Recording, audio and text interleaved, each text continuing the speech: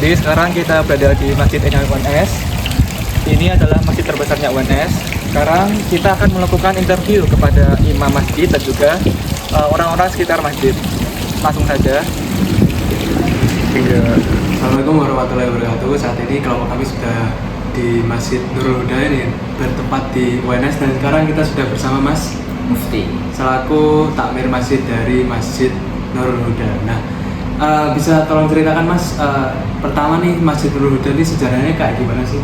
Oh ya, baik. Jadi sebenarnya terima kasih banyak teman-teman dari Teknik Elektro sudah mengunjungi di Masjid Nurul Huda ini. Jadi untuk Masjid Nurul Huda UNS ini awal mula berdiri dulu itu masih secara fisik ya, fisik, secara bangunan dulu itu masjidnya masih berupa seperti kayu-kayu, seperti masjid kayu. Terus kemudian pada tahun 2018 kala itu ada renovasi besar-besaran hingga 100%, di mana yang terlihat saat ini secara fisik ini hasil dari renovasi pada tahun 2018 yang dimana kala itu juga telah diresmikan juga oleh batu pertamanya dengan takmir pertama dan juga rektor kala itu Prof. Rafiq, seperti itu. Oh, berarti dulu emang masjid ini nggak sebesar ini ya? Apa emang sudah besar, ada parkiran dan juga sebagainya?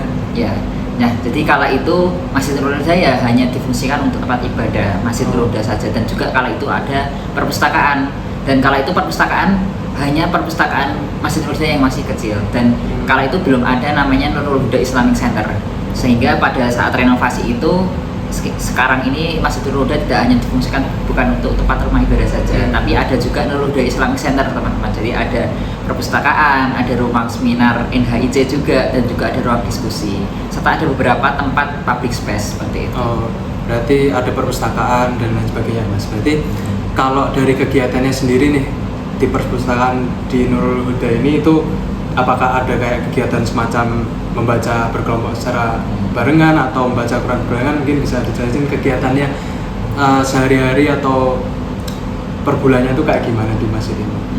Ya, kalau di Masjid Nurul Huda spesifiknya itu banyak sekali kegiatannya, mulai dari kegiatan dari takmir Masjid Nurul Huda sendiri. Ketika di Ramadan ada kampus Ramadan Nurul Huda.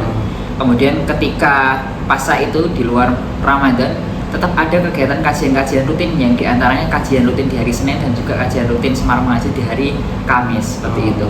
Kemudian dalam setiap bulannya juga akan ada namanya solawat bersama atau UNS bersolawat, seperti itu, yang saat ini di bulan Mei berarti sudah dilaksanakan pada malam hari kemarin.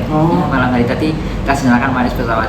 Kemudian di perpustakaan NH juga ada kegiatan rutinan seperti book party, seperti itu ya.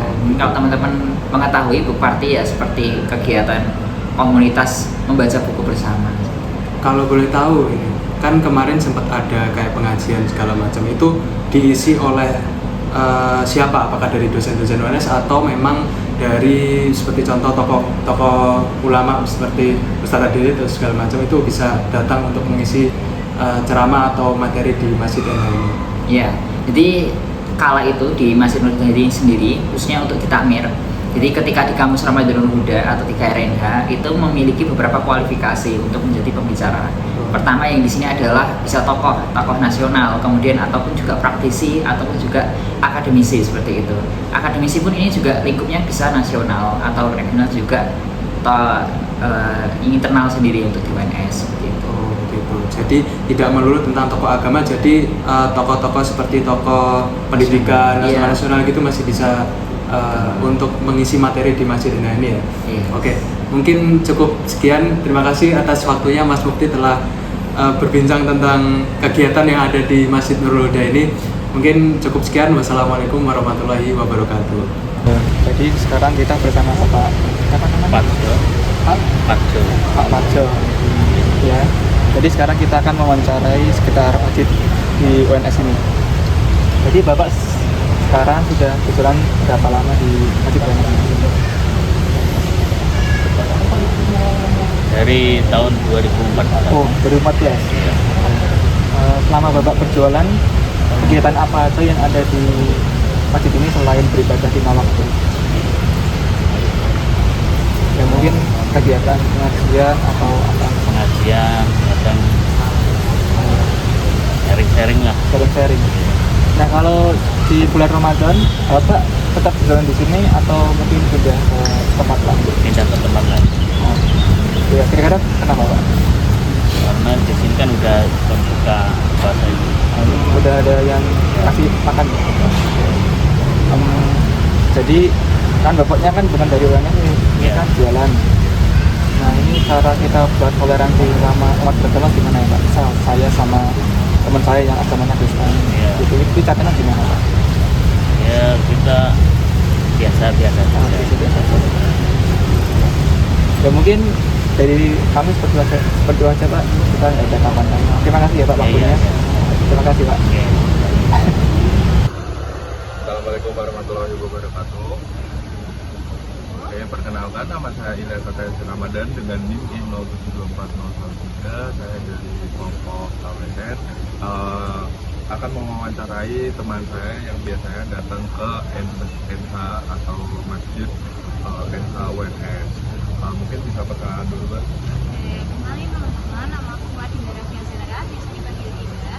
Aku dari Bagian Teknik Industri Angkatan 2024.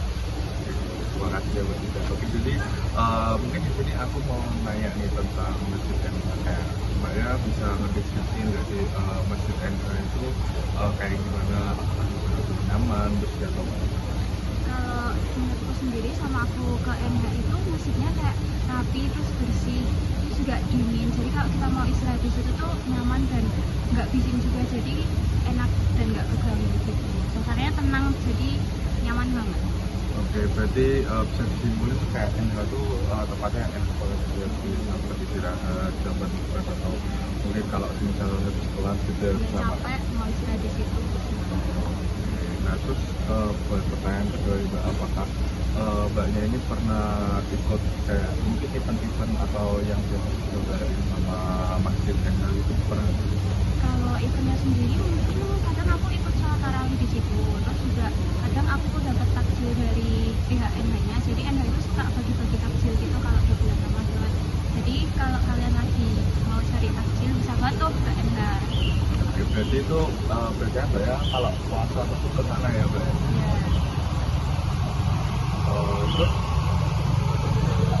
Terus saya mandek. Oke, terus kalau semisal ini Mbak kan katanya Mbak kan pernah ikut terawih. Nah biasanya kan kalau terawih ini kan ada ceramahnya gitu ya. Itu bisa dijelasin nggak? Biasanya ceramahnya tuh kayak gimana? Apakah itu mudah dipahami atau?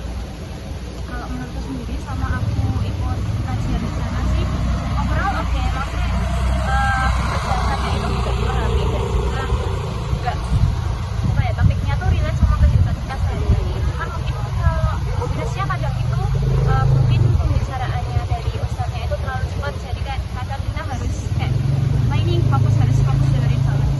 Cuman overall oke kok, materinya juga relate sama topik kita sehari-hari. Oke, berarti bisa dibilang ceramahnya itu bagus, terus bisa kita pahami untuk kalangan mahasiswa juga karena itu relate sama orang-orang di mahasiswa. Oke, terus untuk pertanyaan yang terakhir nih Kak, buat Mbaknya, menurut Mbaknya sendiri fasilitas yang ada di Masjid NH WNS itu apakah udah cukup puas dan mungkin bisa Mbaknya bisa ngasih harapan untuk kedepannya Masjid NH ini bakalan kayak gitu apa atau mungkin fasilitas apa yang sekiranya perlu kita lagi Masjid NH. Kalau sebenarnya kalau sekarang fasilitasnya udah oke banget, kayak udah cukup banget. Kipasnya juga kerasa banget, terus juga di situ adem, cuman mungkin bisa ditambahin buat sajadahnya sama rukunnya mungkin bisa diperbanyak hasilnya. Tapi sebenarnya yang besar udah banyak, cuman emang kalau lagi bulan Ramadan itu kan banyak banget yang ke situ, jadi kayak mungkin saranku bisa diperbanyak lagi buat ruku sama sajadahnya aja. Jadi karena biasanya kalau event kayak Ramadan atau mungkin Jumatan gitu ya rame, jadi dari saran dari Mbaknya ini lebih baik kayak ditambahkan buat sajadah atau mungkin buat mukenanya kayak gitu ya. Kalau misal mungkin kayak kegiatan sosial kayak tadi yang Mbaknya bilang ada baik-baik gitu. Apakah ada saran atau harapan ke depannya? Sebenarnya Mas Diki. Oke, mungkin kalau ini pertanyaan terakhir dulu, apa kalau misal tadi kan saran yang berkaitan tentang fasilitas masjid, kalau misal saran mengenai kegiatan sosial kayak tadi saya misalkan ada bagi takjil itu atau kegiatan-kegiatan sosial lainnya itu kedepannya kayak gimana? Sebenarnya kalau sekarang udah cukup banget dan selama ini bagi-bagi takjilnya itu juga udah lancar ya. Cuma mungkin kedepannya bisa ditingkatin buat kuantitinya aja ya. Jadi karena yang minat buat dapetin takjilnya itu kan banyak, jadi mungkin bisa ditambahin lagi buat jumlahnya gitu sih. Oke, baik kalau gitu. Terima kasih ya Mbak Dinda udah mau diwawancarai.